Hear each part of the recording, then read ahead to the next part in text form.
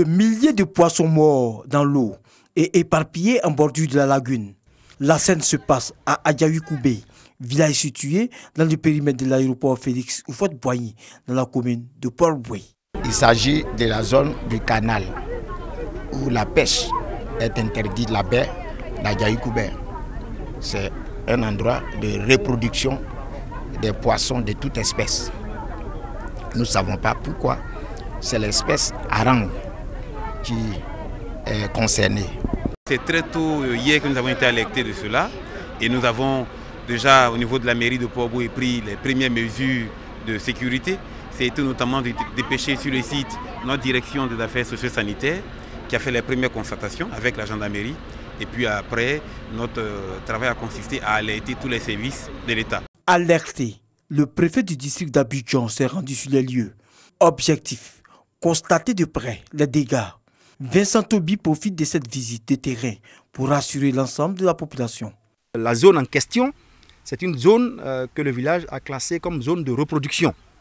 Voilà, et donc ce sont des pratiques traditionnelles, comme m'a expliqué le DG des Affaires maritimes, mais également le chef de village. Ils font ça souvent pour permettre d'avoir du poisson de bonne qualité et en masse. Donc c'est une zone de reproduction où la pêche n'est pas autorisée depuis 7 mois. Ce qui explique une abondance de poissons de plusieurs variétés. Mais qu'est-ce qui s'est passé? Nous allons le découvrir très bientôt avec les analyses de nos services spécialisés. Des poissons ont été emportés pour analyse dans des laboratoires afin de déterminer les causes de leur mort.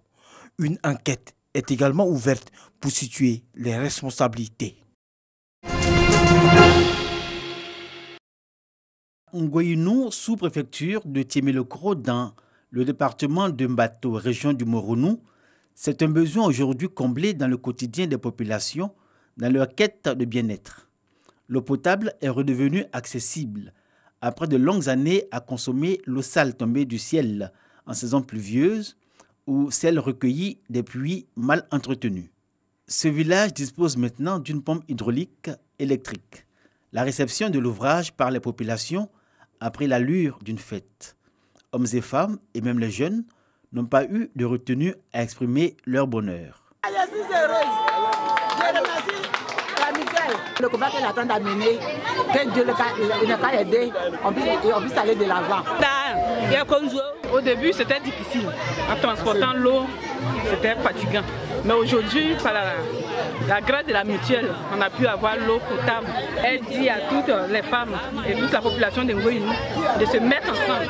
Parce qu'à l'heure où nous sommes, c'est l'union qui fait avancer et c'est l'union qui fait la force. L'eau potable, ce n'est pas maintenant que le village de Ngoyinou y accède.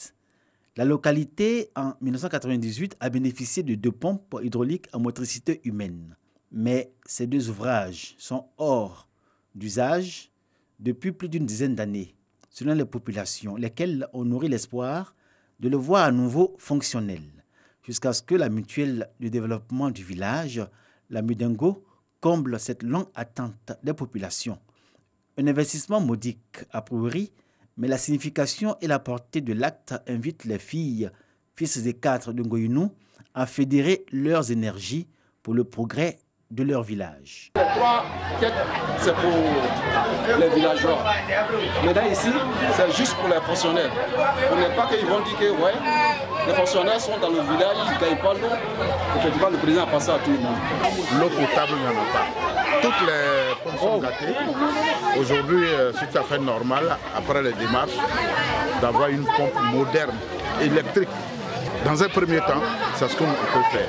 La pompe seule fait 1,2 million et avec les accessoires, il faut compter 2 millions. La mutuelle de développement de Ngoyinou a confié l'entretien de son ouvrage de desserte en eau potable à l'association des femmes du village, à charge pour elle d'assurer son bon fonctionnement et sa durabilité.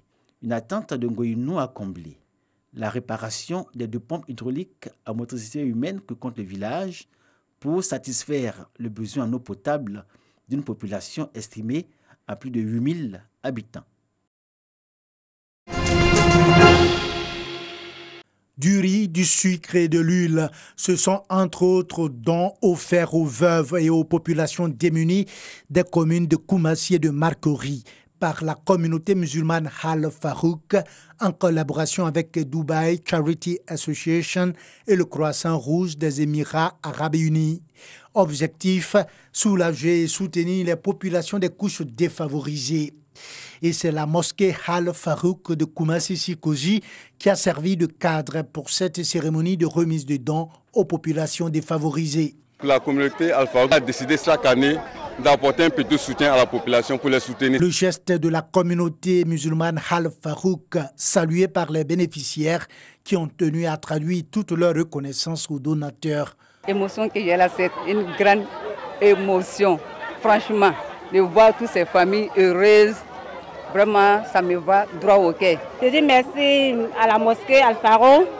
Bon, je dis merci aussi à tous ceux qui nous ont donné ce beau trésor. Al Farouk est une association islamique à caractère social qui entend apporter le sourire et la joie de vivre aux populations des différentes communes du district d'Abidjan et des villes de l'intérieur du pays dans la détresse.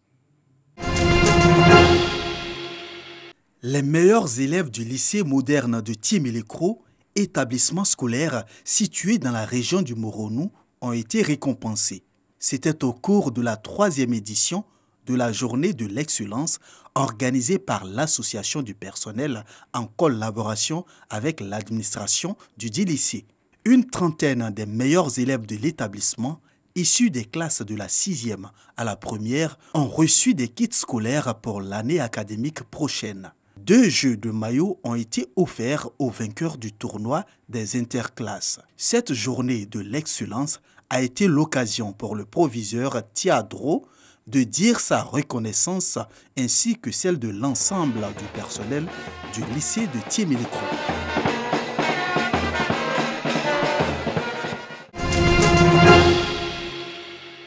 Les éléphants de Côte d'Ivoire ont certainement tiré les enseignements de leur défaite contre les Cruins de l'Ouganda. Face à la Zambie pour leur 3e sortie, les éléphants se sont rassurés grâce à une victoire. Malgré une meilleure entame, ce sont les Chipolopolo qui débloquent le tableau d'affichage suite à un pénalty concédé par Wanlo Klubali. Feshion Sakala se présente et ouvre la marque après un quart d'heure. Mené au score, la réaction des éléphants est à la hauteur des attentes. Jonathan Kodia profite d'une offrande de Nicolas Pepe pour revenir à hauteur des Zambiens juste avant la demi-heure. Dans la dynamique, Serge Aurier adresse un centre à Série Jean-Michel qui permet aux éléphants de reprendre l'avantage à la pause. Entré en cours de jeu, Maxwell Cornet se met en évidence pour le 3e but de la Côte d'Ivoire. Mais les Chipolopolo ne sont pas au bout de leur peine. Sur une boulette du gardien, Wilfried Boni clôt le festival offensif des éléphants. 4-1 à quelques jours du début de la CAN. La Côte d'Ivoire gagne en confiance et rassure les supporters avant son entrée en liste prévue le 24 juin contre les Bafana Bafana d'Afrique du Sud.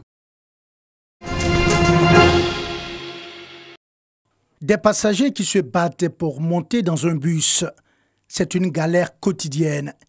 Ngili, une commune populaire de Kinshasa, 7 heures du matin. Des milliers d'employés et étudiants tentent de se retrouver dans le centre-ville. Mais faute de transport collectif, difficile d'arriver à l'heure et en forme. Chaque jour, nous sommes entassés comme les sardines dans des boîtes. Il faudrait qu'il y ait quand même le respect du corps de chaque personne. Nous mettons debout, on arrive fatigué, on n'arrive pas à bien étudier. Il faut qu'on nous ajoute vraiment des bis. Autre solution pour se déplacer dans la mégalopole, les taxis et les taxibus.